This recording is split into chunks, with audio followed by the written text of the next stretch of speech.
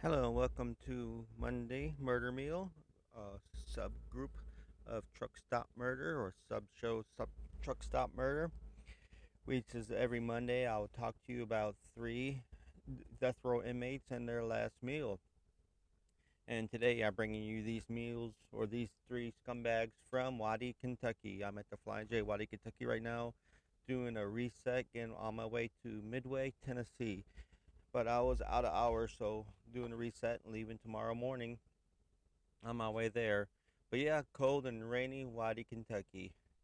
But yeah, if you're a return listener, thank you. If you don't know what I'm talking about, well, on this I go over three death row inmates. It was from Texas originally, but I think I'm gonna just go around the United States, and no reason to be limited to Texas.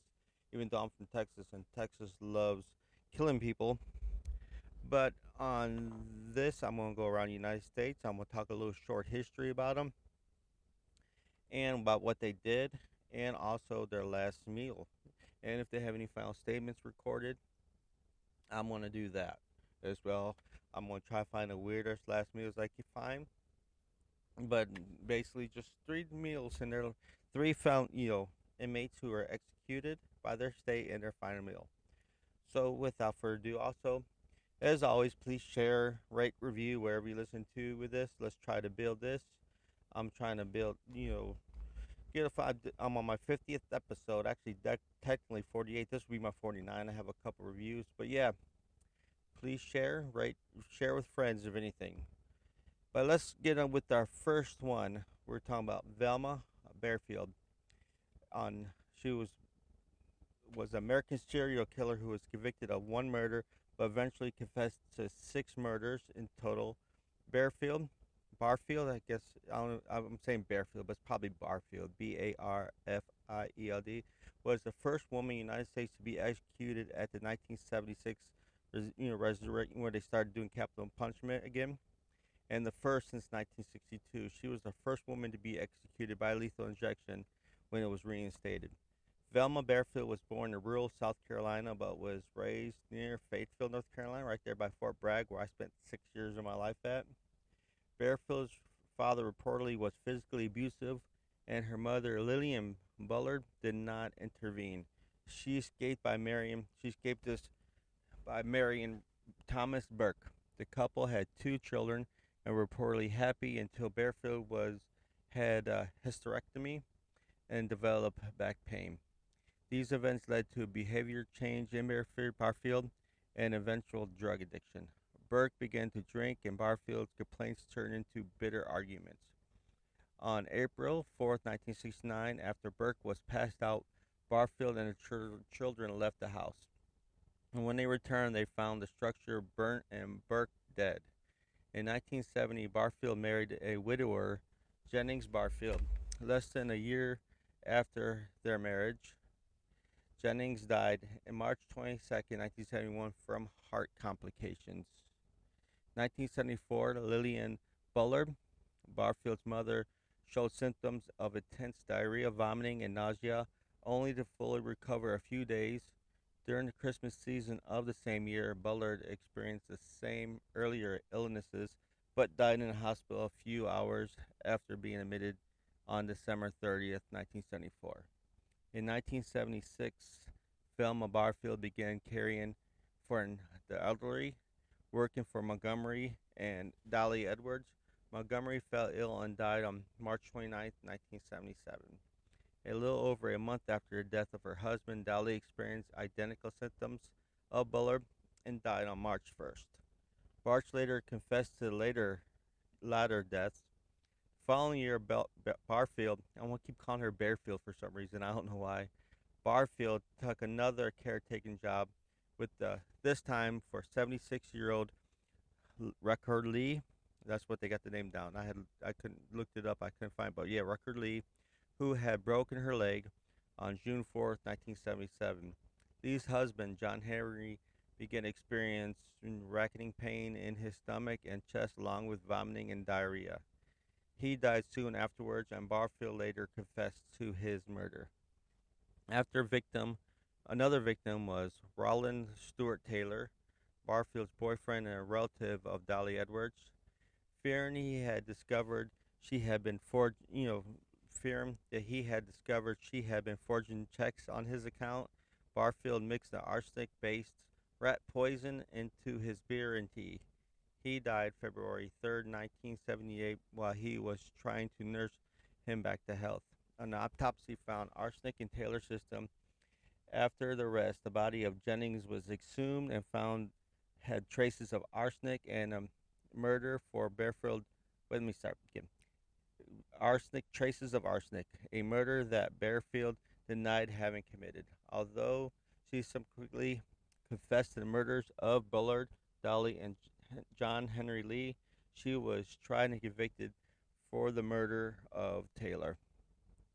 So, while in prison, matter of fact, singer-songwriter Jonathan Byrd is the grandson of Jennings, and and his first wife. His song Velma was from the Wildflowers albums, gives a personal account of the murders and investigation, which I'm going to listen to, see how that sounds like, probably older. But yeah, Barfield was in prison in Central Prison in Raleigh, North Carolina, in the area for escape-prone prisoners and mentally ill prisoners, as there was no designated area for women under death. They still haven't had no area for women for death sentences at the time where they would go. At the time, the state's only female death row inmate. A death row unit for female inmates in North Carolina was established at the North Carolina Correctional Institute for Women, so they finally built one. During the stay on death row, Barfield became a devout Christian, as they always do, and her last few years was spent ministering to prisoners, for which she received praise by Billy Graham. Barfield, involved in Christian ministry, was extensive to the point at the effort to obtain a community. Wait, and I'm talking, and I say this all the time. I read my notes too fast and get ahead of myself. So Barfield's involvement in Christian ministry was extensive to the point that an effort was made to commute her to life prison. A second basis for the appeal was the testimony of Dorothy Lewis, professor of psychiatry in New York University School of Medicine, and author of Violent Behavior, who claimed that Barfield suffered from this this identity disorder, decisive identity disorder. Lewis testified that she had spoken to Barfield other personality, Billy, who told her. So she has two people who told her that Velma had been a victim of sexual abuse and that Billy had killed her abuser. The judge was unconvinced one of them did it. Lewis quoted him saying, "I don't care which one, but one of you did it, and you all are the same person." After Barfield's appeal was denied in federal court, she was instructed attorneys to abandon the further appeal for U.S. Supreme Court. Barfield was executed November 2nd, 1984, at Central Prison. She released a statement before execution. "I know that everybody's gone through a lot of pain. All the families connected, I am sorry, and I want to thank everybody who have been supporting me for all these 6 years." And her last meal. Let's talk about her last meal. Barfield her choice for her last meal was cheese doodles, which is like Cheetos, and Coca-Cola. Barfield was buried in a small rural North Carolina cemetery near her husband, buried after she killed him, Thomas Burke. So yeah, last meal was cheese doodles and a Coca-Cola. Ain't that something? Went to the execution with that cheese dust that's on her fingers. So maybe we'll see. So let's go with our second scumbag of the day. We're going with Victor Fugger. Victor Fugger was a convicted murderer and the last federal inmate executed in the United States before the the moratorium, MORATORIUM, of the death penalty following Furman. So he was the last person executed before they stopped this, and the last person put to death by the state of Iowa. While at the time the news paid little attention to Victor Fugger until Timothy McVeigh was executed, sparked renewal of this case. So let's talk about this individual.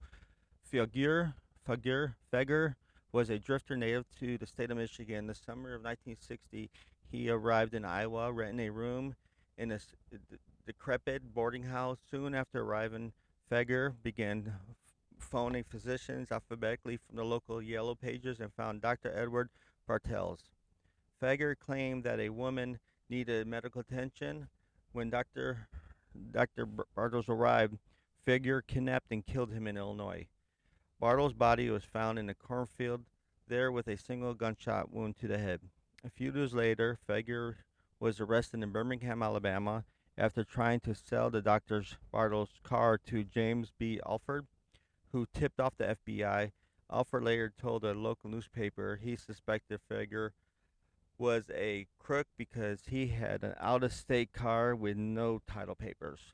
Authorities believe that Feger had kidnapped the doctor in order to gain access to any drugs that he may have carried to treat patients. Because Feger transported his hostages across state lines, federal charges were filed against him.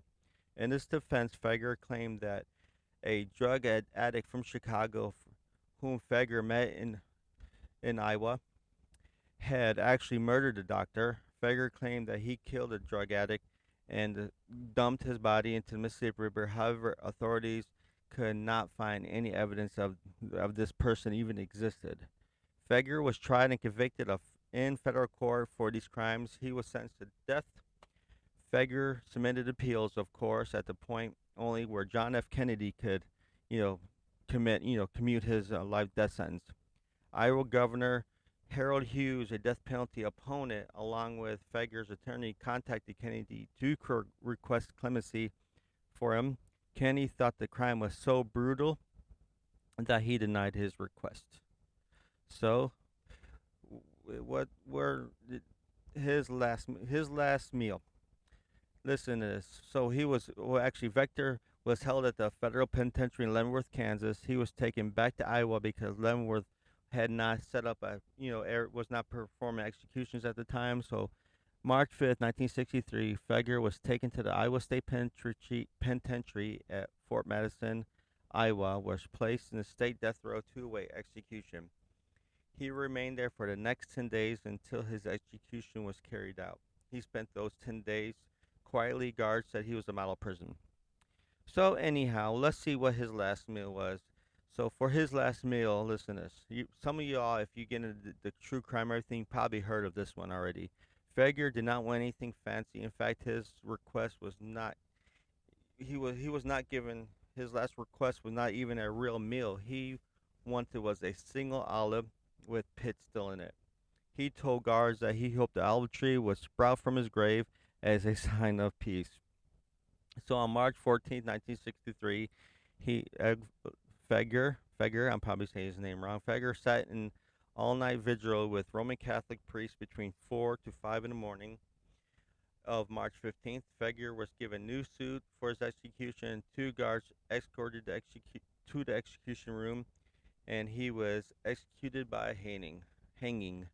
The witness, by the way, the intro music to this is actually supposed to be the sound of somebody hanging. I don't know if you could tell that or not, but I'm going to go with that instead of my regular one for Truck Stop Murder.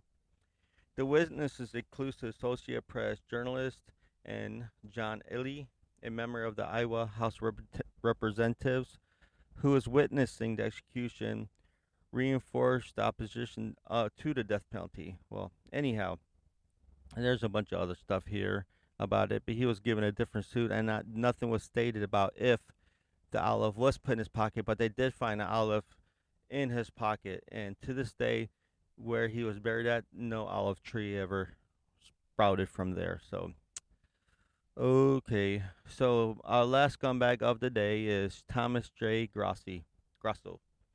Thomas J. Grasso was a 32-year-old male double murderer executed by lethal injection in Ohio State Penitentiary in McAlester, Iowa. He strangled Hilda Johnson, an 87-year-old woman, using her Christmas tree lights on December 24th, 1990, in her Tulsa home. He stole $8 from her purse, $4 in loose change, and her television set worth $125. So really not much. 6 months later, after moving to New York with his wife Lana, he murdered Leslie Holtz, an 81-year-old man from Staten Island, on July 4th, 1991, stealing his Social Security check, which probably was not that much. Always so petty thief that ends up in murder. So New York, the arrest and conviction. New York detectives investigating the murder of Leslie Holtz arrested Grasso, and within 2 weeks he had confessed to police. He first told investigators about the Staten Island killing, then about the murder of Hilda Johnson. Grasso pleaded guilty and was sentenced to 20 years to life on April 21st, 1992. The New York legislature had passed legislation passed that would have restored the state's death penalty, but Governor Hugh Carey and Mario Como, who were both morally opposed to the death penalty, voted against legislation.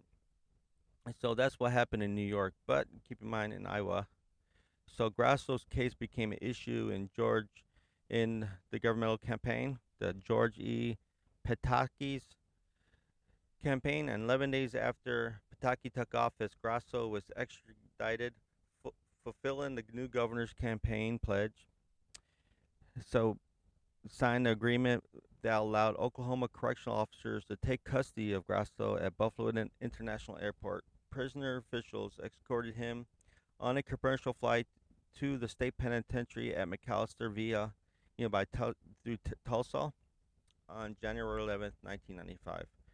Grasso spent his last days on the normal prison schedule, confined for 23 hours a day to his 14 by 18-foot cell in prison's death row.